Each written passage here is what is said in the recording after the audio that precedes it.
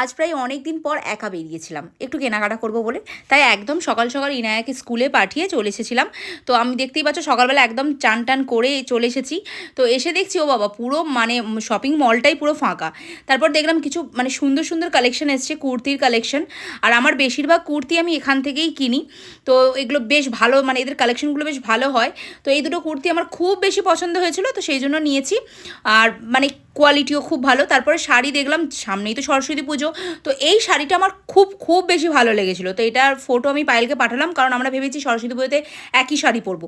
প্রত্যেক বছর ভাবি কিন্তু একই হয় না, কিন্তু আমাদের মেয়েদের একই জামা কাপড় হয়, বাট আমরা একই পরতে পারি না, হয়ে ওঠে না। তারপরে এই শাড়িটা দেখলাম, এটাও বেশ ভালো লাগছিলো। তো কী কিনেছি সেগুলো তোমাদের সাথে অবশ্যই শেয়ার করবো। তোমাদের সরস্বতী পুজোর কেনাকাটা কি হয়ে গেছে অবশ্যই কিন্তু জানিও আমাকে। তারপর সংসারে কিছু জিনিসপত্র কিনে বাড়ি চলে এলাম, আর এগুলোই আমি আজকে কিনেছি। আর এটা বেশ ইন্টারেস্টিং ছিল, কিসের বলো তো এটা অবশ্যই আমাকে জানাবে তোমরা। তো চলো আজকের মতো